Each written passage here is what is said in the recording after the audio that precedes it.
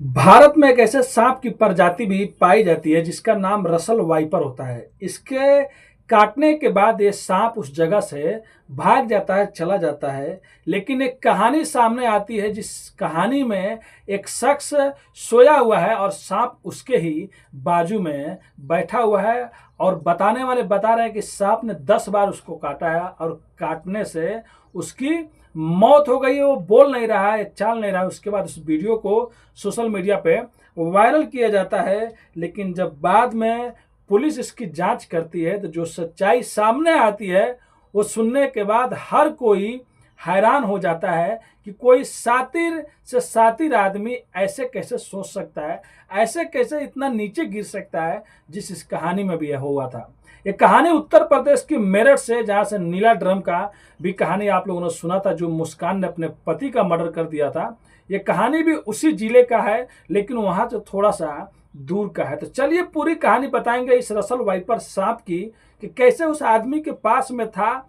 और कहने वाले कहते हैं कि 10 बार इस सांप ने काटा है, लेकिन और जो एक्सपर्ट बताते हैं वो ये कहते हैं अगर ये सांप किसी को काट लेगा तो वहां से चला जाता है। लेकिन सांप तो वैसे ही बैठा है। सांप खुद गवाही दे रहा है कि पुलिस आएगी तभी मैं यहाँ से जाऊंगा, नहीं तो झूठ मूठ के लोग मेरे को यहाँ पे फंसा देंगे। तो चलिए पूरी घटना को इस कहानी के माध्यम से जानने की कोशिश करते हैं। तो नमस्ते, आदाब, सत श्री अकाल। आज की जो सच्ची घटना मैं आप लोग को सुनाने और बताने जा रहा हूँ, ये घटना उत्तर प्रदेश का जिला मेरठ का है। थाना बहसुमा क्षेत्र का जो गांव है वो अकबरपुर होता है। बात 14 अप्रैल 2025 की सुबह सुबह 5 बजे की है, जब एक आदमी होता है जिसका नाम अमित कश्यप होता है, उम्र 25 साल होता है। वो सोया रहता है, 5-6 बजने वाला रहता है, तभी उसका बड़ा बेटा आता है और अपने पापा को जगाने लगता है। लेकिन जगाते जगाते जैसे उसके ऊपर का जो कंबल साल रहता है वो खींचता है तो देखता है कि उसके बाजू में एक सांप बैठा है, उसके हाथ के बाजू में। वो चीखने लगता है, चिल्लाने लगता है। उसके बाद घर के भी और भी लोग जुट जाते हैं, घर के लोग भी आते हैं तो देखते हैं तो वो लोग भी चीखने और चिल्लाने लगते हैं। तभी आस पड़ोसी के कुछ लोग भी आ जाते हैं, देखते हैं कि हाथ के बाजू में सांप बैठा हुआ है। और घर के लोग, जो पत्नी होती है वो कह रही होती है कि शायद सांप ने काट लिया। जल्दी से जल्दी वो गांव से कुछ दूर पे दूसरा गांव जो रहता है वहां से एक सपेरा को बुलाया जाता है और सपेरा कैसे भी करके उस सांप पे काबू पाता है। तुरंत उस आदमी को हॉस्पिटल लेके जाया जाता है। लेकिन पहले जगह जहां हॉस्पिटल में लेके जाते हैं लोग, वहां का जो डॉक्टर होते हैं वो कहते हैं कि इसको यहाँ से लेके जाइए दूसरे हॉस्पिटल में। अब तुरंत वो लोग बुलंदशहर जाते हैं। बुलंदशहर जाने के बाद वहीं से कुछ दूर एक डॉक्टर होते हैं जो सांप वाप काटने के बाद इलाज किया करते थे। जब उनके पास जाते हैं और डॉक्टर साहब जब अच्छे से उस आदमी को चेक करते हैं तो कहते हैं देर हो गया है, ये तो आदमी पहले से ही मर चुका है। लेकिन वो डॉक्टर साहब ये भी कहते हैं कि इसको सांप के काटने से इसकी मौत नहीं हुई है। और इसी बीच किसी ने पुलिस को फोन कर दिया। अब पुलिस तुरंत घर पहुंचती है और घर पहुंचने के बाद उस लाश को, अमित कश्यप की लाश को कब्जे में ले लेती है और लेने के बाद कहती है कि अब इसका पोस्टमार्टम होगा और जो भी सच्चाई है सामने आएगा। और उस सांप को भी वन विभाग को बुलाकर उस सांप को भी दे दिया जाता है। उसके बाद उस सांप को भी रखा जाता है। और सबसे पहले पुलिस जो अमित कश्यप, जो मतलब जिसका जो मर गया रहता है, उसके चाचा राजू को पुलिस उठाती है और उसके भाई को और ले जाकर थाने में अच्छे से पूछताछ करती है कि ये बताओ, सही सही बताओ कि हुआ क्या है। क्योंकि वो डॉक्टर साहब भी बता दिए थे और सपेरा भी बता दिया होता कि ये सांप के काटने से मौत नहीं हुई। तो पुलिस को कहीं ना कहीं कुछ लग रहा था। और जो आदमी का मतलब डेथ हो गया था, उसके नाक पे और गले पे भी थोड़ा बहुत निशान था। तो पुलिस को डाउट था, हो सकता है कि किसी ने कत्ल किया हो लेकिन सांप के नाम पे बहका रहा हो। अब राजू से पूछा जाता है, जो चाचा होता है, और उसके भाई से, तो ये लोग डरने लगते, कहते हैं साहब हम लोग को क्या मालूम, हम लोग कुछ नहीं जानते हैं। लेकिन अगर कुछ कोई जानता होगा तो उसकी पत्नी, जिसका नाम रविता होता है। अक्सर इन दोनों में साफ झगड़ा होता है। कल भी इन लोगों में झगड़ा हुआ था और उसके बाद देखिए आज ये घटना ही घट गया। अब पुलिस तुरंत रविता को उठाती है। रविता को उठाने के बाद पुलिस अच्छे से पूछताछ करती है। तो रविता कहती है कि साहब मैंने ऐसा कुछ नहीं किया, हमारे तो 3 बच्चे हैं, मैं कहाँ लेकर अपने बच्चों लोग को जाऊंगी, और हमारे शादी को 8 साल हुआ है, मैं क्यों अपने पति का मर्डर करूंगी। लेकिन जब पुलिस अच्छे से पूछताछ करती है, थोड़ा सा अपने तरीके से पूछताछ करती है, तब रविता टूट जाती है। तब एक रविता सच्चाई सामने लाती है। कहानी में एक और ट्विस्ट आता है। रविता कहती है कि जो उसका पति अमित कश्यप होता है, उसी का एक दोस्त रहता है जिसका नाम अमरदीप नाम उसका रहता है, वो भी उसका दोस्त रहता है। एक दिन वो घर आता है और घर आने के बाद कहता है, लगभग साल भर पहले की बात है, जिस दिन उसका पति का डेथ हुआ रहता है उससे साल भर पहले की बात है। अमरदीप जब घर आता है तो कहता है कि भाभी, और अपना भी नंबर दे दो, क्योंकि ये जो तुम्हारे पति साहब हैं ये तो कभी कभी फ़ोन नहीं उठाते, कभी फ़ोन लगता ही नहीं है जब उसका दोस्त घर में नहीं होता, थोड़ा सा मतलब घर के बाहर में रहता है। अब जो औरत रहती है अमरदीप को नंबर दे देती है, जो रविता रहती है। अब देने के बाद अब कभी कभी वो फ़ोन करता है और रविता से ऐसे बातें करते करते एक दिन ऐसा आया कि जो ये अमित कश्यप था इसका झगड़ा हो जाता है रविता से। और उसके बाद रविता कहती है कि जब मेरा पति मेरे को मारता था तो कपड़े पूरा निकाल देता था, इतनी बेरहमी से साहब मारता था कि मैं मरते मरते बच जाती थी, मेरा पति हैवान था। लेकिन उसके बाद एक दिन जब ये मार खा के पड़ी हुई थी, जब इसका पति बहुत बेरहमी से मारा होता है, तभी अमरदीप फ़ोन करता है। उससे पहले भी अमरदीप उससे बात किया करता था, लेकिन उस दिन जब फ़ोन पे बात करता है तो रविता की बातें आवाज़ें धीरे धीरे निकलती है। तो कहता है कि क्या हुआ भाभी, कुछ हुआ है क्या? तब वो कहते हैं कि आज तो बहुत मारा है और ऐसे नंगा करके मारा है।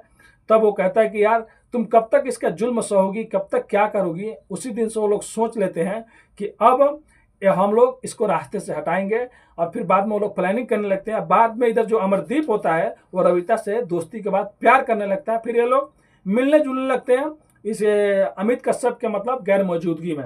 एक दिन ऐसा आता है 30 मार्च 2025 को कि जो अमित कश्यप होता है ये कुछ ऐसा देख लेता है अमरदीप को और अपनी पत्नी के साथ में, जिससे वो गुस्सा हो जाता है और अमरदीप को मारने पीटने लगता है। उसके बाद अमरदीप वहाँ से भाग जाता है और भागने के बाद उसको तेरे टाके भी लगते हैं। अमरदीप से वो बात भी नहीं करता है और पंचायत भी होता है कि छोड़ो जाने दो। उसके बाद वो अपने पत्नी से कहता है, जो रविता होती है, कि आज नहीं तो कल मैं अमरदीप को कैसे भी मारूंगा, उसे छोड़ूंगा नहीं। उसके बाद वो हम अपनी पत्नी से भी कहता है कि तुम मेरा साथ देना, तुम साथ दोगी तो भी मैं उसे मार पाऊंगा। ये सब पुलिस के सामने रविता गवाह दे रही थी, मतलब गवाही दे रही थी। फिर रविता ये प्लान बनाती है कि जब ये दिन रात मेरे को मारता है, मेरे को परेशान करता है, अब ये उससे मारने के लिए मेरे को अपने में शामिल करना चाहता है, फिर मेरे साथ में भी बाद में वैसा ही करेगा जैसा आज ये करता आया है, तो क्यों नहीं इसी को रास्ते से हटा दिया जाए। उसके बाद वो अपनी प्रेमी अमरदीप से बात करती है और बात करने के बाद कहती है कि देखो मैं अपने पति से तंग आ गई हूँ और ये तुमको मारना भी चाहता है, तो इससे अच्छा है कि क्यों नहीं हम लोग इसी को मार दें।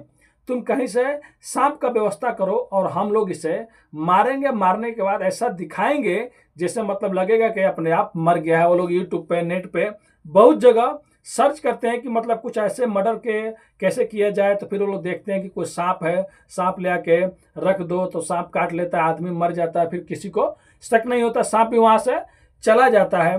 तो वो लोग ऐसा प्लान बनाते हैं। अब एक दिन जब उसकी पत्नी और अमित कश्यप रविता को दोनों जगह कहीं पे जाना रहता है, मतलब कोई जगह किसी का दर्शन करने, किसी मंदिर उंदिर में, तो लोग जाने के टाइम में भी झगड़ा करते हैं और फिर वहाँ से आने के बाद भी वो लोग झगड़ा करते हैं। अब झगड़ा इतना ज़्यादा हो जाता है कि रविता अपने आशिक को फ़ोन करती है, जो अमरदीप होता है, और कहती है कि देखो अब इंतजार नहीं होता है, कैसे भी करके आज रात को ही सांप का व्यवस्था करो और अपने पति को आज रात को ही हम लोग मारेंगे, उसके बाद इससे छुटकारा मिल जाएगा। अब अमरदीप कहता है कि तुम टेंशन मत लो। वो अपने एक दोस्त से बात करता है, कुछ किलोमीटर दूर का उसका दोस्त रहता है, कहता है कि मुझे एक सांप चाहिए। वो एक सांप का व्यवस्था करता है और ये झोली में लेके आता है कि झोला में लेके आता है और आके अपने घर पर छुपा रहता है। जैसे रात को 10 या 11 बजता है, उसका पति अमित कश्यप सो रहा होता है, तैसे रविता दरवाजा खोलती है और दरवाजा खोलने के बाद उसका आशिक वो चुपके से अंदर जाते हैं। आशिक जो उसका अमरदीप होता है, प्रेमी होता है, वो अमित कश्यप का मुंह दबाने लगता है, उसका गला दबाने लगता है कि जैसे उसकी चीखें भी बाहर नहीं निकले, और उसकी पत्नी पैर हाथ दबाने लगती है। सोच सकते कितनी बेरहमी से अपने पति का हत्या करती है। और हत्या करने के बाद रूम में से उसको उठा के ला के दूसरे चारपाई पे साइड में रख देते हैं, और वो जो सांप रहता है, जो झोले में रहता है, जो बोरी में रहता है, उसके बाजू में उसको गिरा देते हैं, और ऊपर से जो कंबल रहता है, साल रहता है, वो ओढ़ा देते हैं कि सांप काट लेगा और उसके बाद चला जाएगा। लेकिन इन लोग को ये मालूम नहीं रहता है कि जो सांप इन लोग को दिया गया था, जो सांप मिला था, उसके काटने से तो मौत होती है, लेकिन ये जो सांप था शायद इसके दांत तोड़ दिए गए होते हैं, शायद ये काटने की स्थिति में नहीं रहता है, क्योंकि रात को इसको यहाँ पर छोड़ा गया था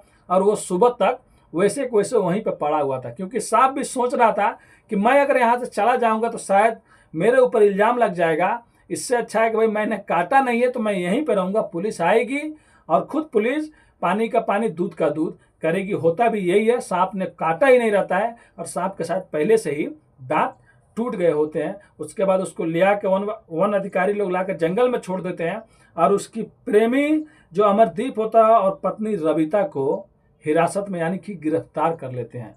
तो सोच सकते हैं पत्नी का कितना बड़ा साजिश, कितना बड़ा माइंडेड क्रिमिनल माइंड की है। अपने पति को मारने के लिए यूट्यूब पर सर्च करती है, उसके बाद गला घोट का मर्डर करती है, पोस्टमार्टम में भी यही निकलता है और उसके बाद वो सांप को दिखाती है कि हमसे मतलब बच जाएंगे और हम लोग को जेल भी नहीं होगी। अब रविता को सोचना चाहिए था, उसका पति तो अब दुनिया से चला गया, इसने अपने पति का हत्या कर दिया और ये भी अभी जेल में जिंदगी भर सड़ेगी, लेकिन अब इसके बच्चे लोग को क्या होगा।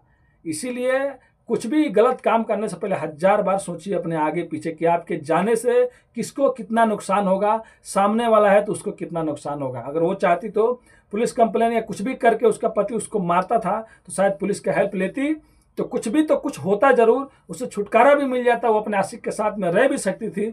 लेकिन उसने ये सोचा कि अपने पति को ही रास्ते से हटा देती हूँ और आज वो लोग जेल में सड़ रहे हैं और बेचारे बच्चे लोग को क्या कहेंगे, वो लोग जहाँ भी रहे खुश रहे, ऊपर वाला है उनको देखेगा। तो ये कहानी सुनाने का उद्देश्य किसी का भी दिल दुखाना नहीं है, बस आप लोगों को जागरूक और सचेत करना अपनी कहानियों के माध्यम से। तो मिलते हैं नेक्स्ट वीडियो में फिर से कुछ सच्ची कहानियों के साथ। अभी के लिए अलविदा लेते हैं आप लोगों से, धन्यवाद।